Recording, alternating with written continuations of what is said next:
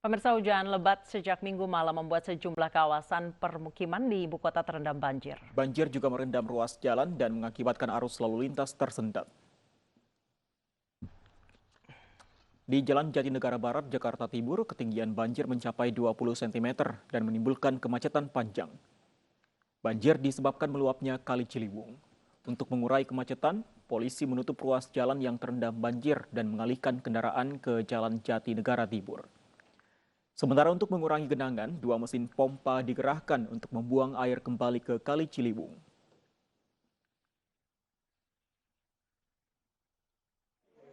Di Kebon Pala, Kampung Melayu, Jakarta Timur, banjir menyebabkan ratusan warga mengungsi ke sejumlah sekolah. Sedikitnya 58 kepala keluarga di RT 12 RW 04 terpaksa mengungsi. Warga membutuhkan bantuan terutama makanan siap saji karena hingga saat ini belum mendapatkan bantuan.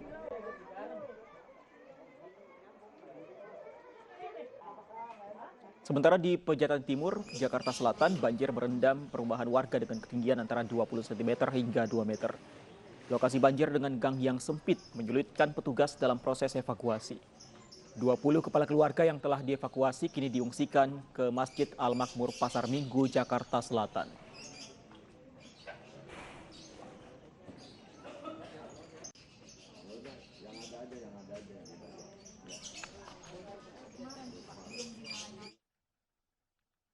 Banjir merendam sejumlah wilayah di ibu kota dan untuk mengetahui informasi terkini ada rekan-rekan kami, ada Riki Iskandar di Pejaten, Armalina di Kebonpala dan Lineke Utsiki di Kampung Melayu. Kita ke Riki Iskandar terlebih dulu di kawasan Pejaten, Jakarta Selatan. Bagaimana banjir yang terjadi di sana, Riki Iskandar?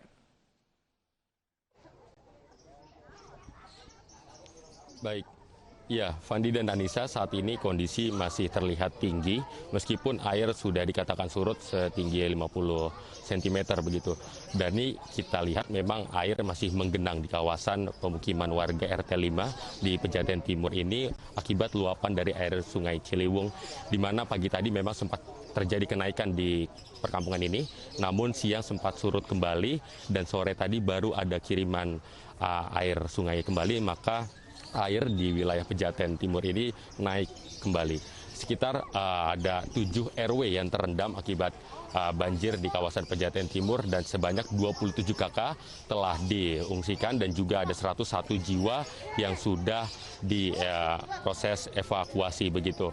Dan hingga saat ini memang petugas masih tetap berjaga di pos masing-masing di wilayah Pejaten Timur untuk nantinya warga yang masih tetap stay ataupun masih tetap tinggal di rumahnya tidak memilih untuk mengungsi. Ini disediakan perahu karet oleh tim petugas.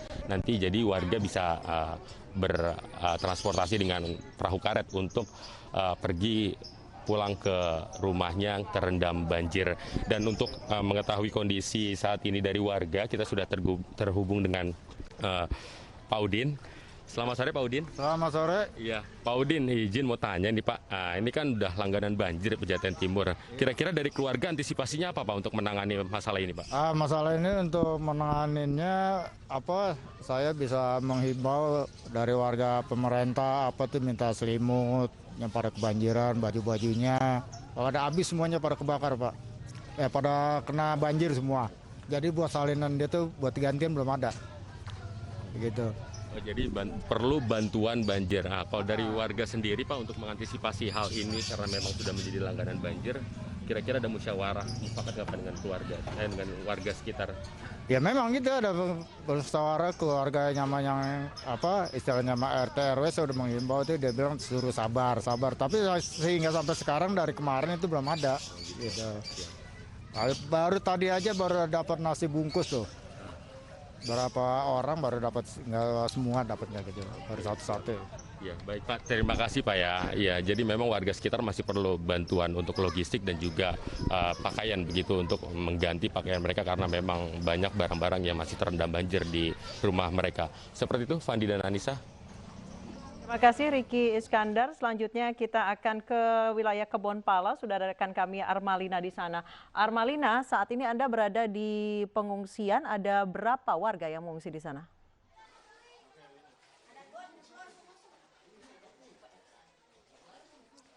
Anissa, Fandi, dan juga pemirsa, kami saat ini masih berada di sekitar pemukiman warga yang berada di Kebonpala, Jakarta Timur. Dan tadi kami juga sempat bertanya bahwa setidaknya ini untuk di RW 07 Kebonpala, Jakarta Timur sendiri, ini ada 900 kepala keluarga yang terdampak akibat banjir. Dan saat ini memang ada sejumlah warga yang sudah mulai mengungsi ke titik posko pengungsian sekitar lokasi. Ini seperti ada di sekolahan SD Kebonpala Jakarta Timur, lalu juga ada SMP 26 Jakarta Timur, dan sejumlah kantor RW yang berada di sekitar lokasi. Tadi menurut RW ini untuk mengantisipasi di tengah pandemi COVID-19 memang ada hal yang dilakukan untuk meminimalisir adanya kerumunan, yaitu untuk di pengungsian sendiri ini dikatakan bahwa dikurangi, yaitu hanya 25% saja yang biasanya 100% untuk di posko pengungsi sendiri.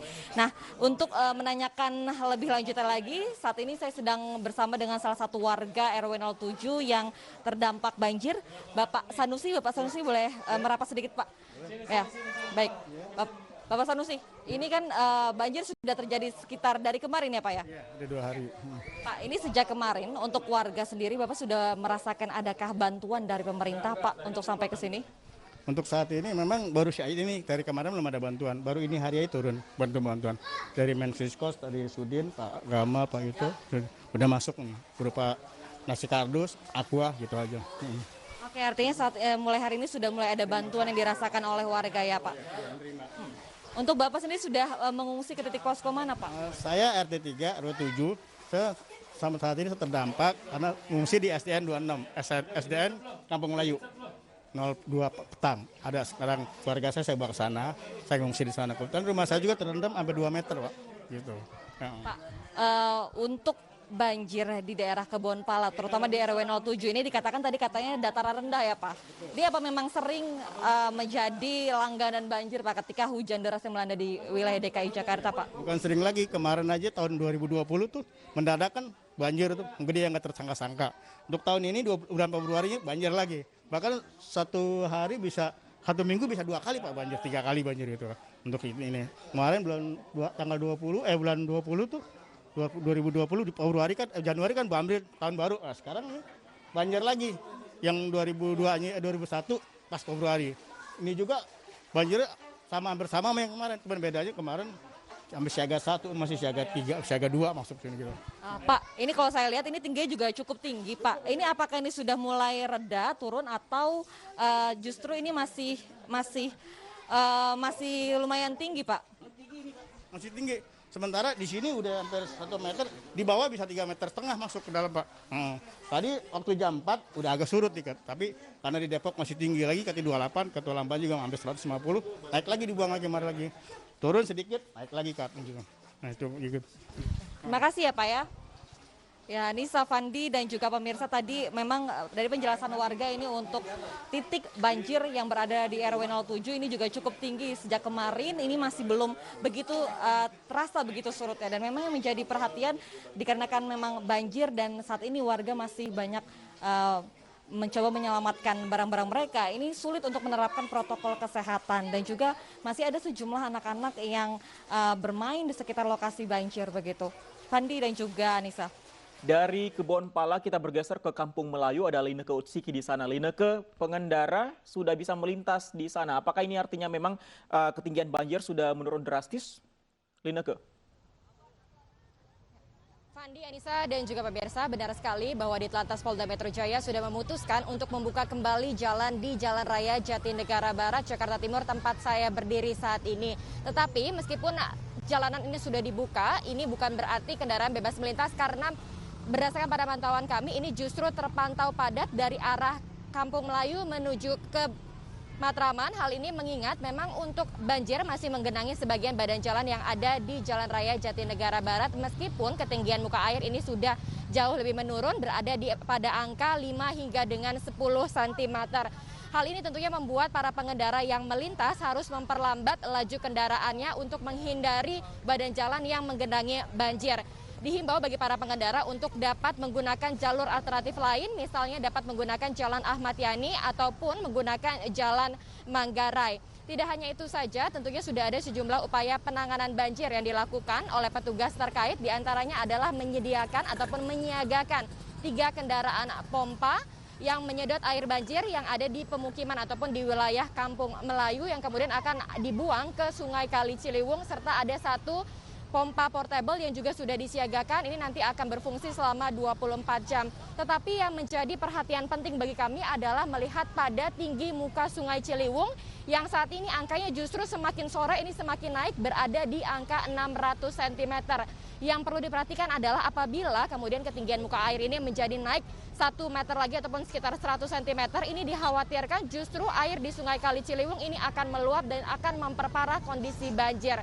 Apalagi mengingat untuk banjir ataupun kiriman air banjir dari Bendung Katulampa ini belum tiba di Jakarta karena memang membutuhkan waktu sekitar 7 hingga dengan 8 jam. Meskipun pada sore hari ini situasi di Bendung Katulampa statusnya sudah berada di angka normal, yakni di angka 80 cm. Tetapi ini yang perlu menjadi perhatian tidak hanya bagi mereka yang tinggal di pinggiran Sungai Ciliwung, tetapi mereka yang juga ada tinggal di wilayah DKI Jakarta. Kembali ke Anissa dan juga Fandi. Baik, terima kasih Lineke Utsiki melaporkan langsung dari Kampung Melayu. Sebelumnya ada Armalina dari Kebonpala dan Riki Iskandar melaporkan dari Pejaten. Terima kasih teman-teman, selamat bertugas kembali.